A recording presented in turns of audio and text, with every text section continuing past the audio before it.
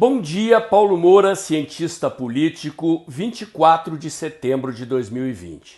E o assunto de hoje é a eleição em Porto Alegre. Isto porque saiu uma pesquisa apontando Manuela Dávila, a comunista Manuela Dávila, na liderança da disputa pela prefeitura da capital gaúcha. A eleição de Porto Alegre é e será assunto do meu canal em outras oportunidades nessa eleição, porque ela tem um papel central para a política nacional. Quem atribuiu essa centralidade à eleição de Porto Alegre foi a esquerda. Os partidos de esquerda brasileiros, PCdoB e PT principalmente, elegeram a capital gaúcha como ponta de lança de uma tentativa de volta ao poder. Querem usar a eleição em Porto Alegre como um laboratório para testar a possibilidade de terem candidatos viáveis mais cedo do que a conjuntura permite. A esquerda brasileira, notadamente o PT, que sempre foi o partido hegemônico na esquerda brasileira, está extremamente queimado e com dificuldades de atalhar a volta ao poder por longo prazo. Pela primeira vez em Porto Alegre, o PT não terá candidato próprio.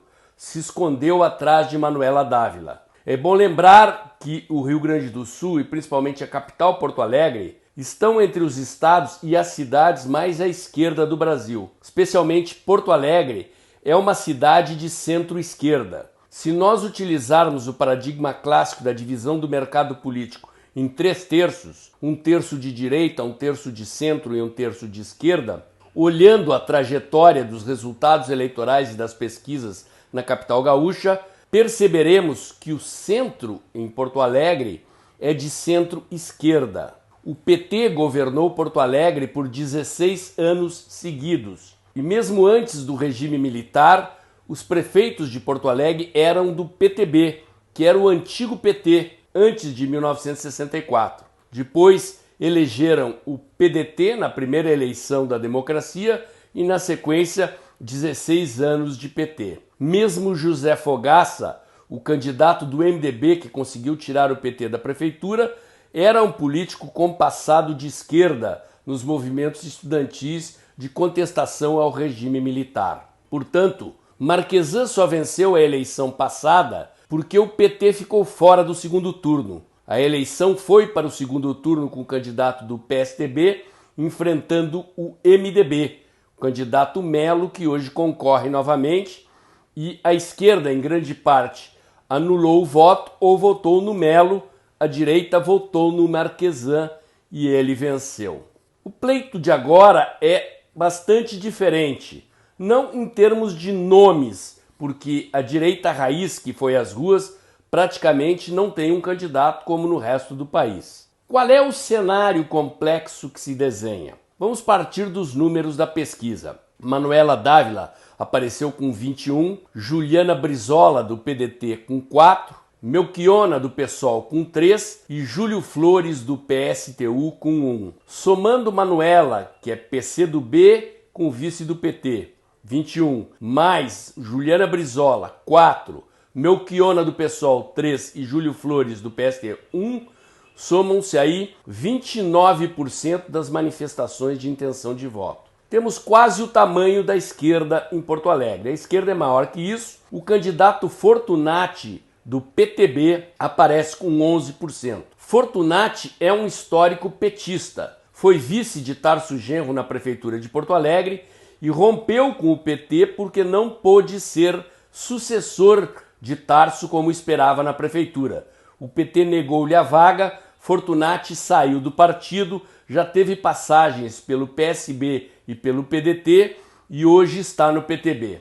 É possível que ele tenha alguns votos da esquerda, atingindo aí os 33% que comporiam o terço da esquerda do eleitorado gaúcho. O PTB gaúcho e porto-alegrense, no entanto, tem tradição de aliar-se a algum candidato do centro ou do centro-direita na política gaúcha. Resta saber como se comportará esse partido nesta eleição. O bloco da direita é composto por Marquesan, com 10%, Melo, com 10%, Melo do MDB, Marquesan do PSDB, Walter Nagelstein, do PSD, com 3%, e Gustavo Paim, do PP, o Partido Progressista, com 2%. A soma dos candidatos Marquesan, PSDB, com 10%, Melo com 10%, Walter Nagelstein com 3% e Paim com 2%, somam 25%. Notem bem, eu não estou dizendo que Marquesan, Melo, Nagelstein sejam de direita. Eu estou dizendo que o eleitor de direita está votando neles. Paim, no entanto, hesitou muito em sua candidatura, chegou a desistir e a retornar e com isso perdeu o apoio do PRTB. Sebastião Melo, do MDB, correu na frente pelo voto da direita. Conta com um vice, que é o vereador Ricardo Gomes, que se elegeu pelo PP e migrou para o DEM. Ricardo Gomes é ligado aos movimentos liberais do Rio Grande do Sul, ao Instituto Liberal, e foi um ativista presente nos caminhões de som das manifestações pelo impeachment de Dilma Rousseff. Os conservadores torcem um pouco o nariz para o liberalismo de Ricardo Gomes, mas Melo atraiu também o PRTB. O PRTB do general Mourão terá alguns candidatos a vereador ligados ao ativismo raiz, ao ativismo que esteve nas ruas para derrubar Dilma Rousseff e eleger o presidente Bolsonaro. A candidata mais destacada desse bloco é Fernanda Bart, uma conservadora raiz que tem liderado as mobilizações pelo impeachment do prefeito Marquesan. A incógnita dessa eleição é para onde vai o voto conservador. Eu creio que o candidato que conseguir atrair o voto bolsonarista, o voto conservador, que compõe também cerca de 30% do cenário, botará um nome no segundo turno, superando Fortunati, que hoje aparece em segundo nas pesquisas. Resta saber com que estratégia entrarão em campo Marquesan e Melo.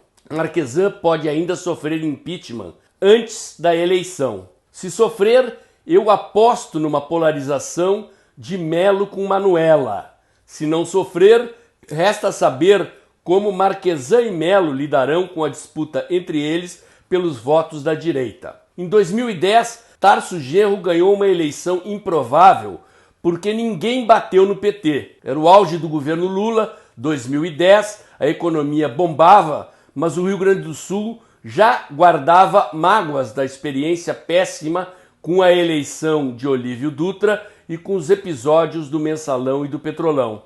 Tarso Genro, então, passou incólume pela eleição e Eda Crucius e os outros adversários do MDB não quiseram bater em Tarso e ele venceu. Manuela pode se beneficiar desse erro se Sebastião Melo ou Marquesan resolverem brigar entre si sem bater em Manuela. Do meu ponto de vista, vai para o segundo turno contra Manuela se ela não derreter, porque ela derretia nas eleições anteriores, levando porrada até do PT, mas dessa vez o PT está dando sustância à sua candidatura. O PT ainda tem estrutura em Porto Alegre, nas vilas, na classe média, e a imagem de Manuela, que é uma candidata frágil, costuma derreter, pode resistir e ir ao segundo turno com o voto da esquerda. Esse é o impasse.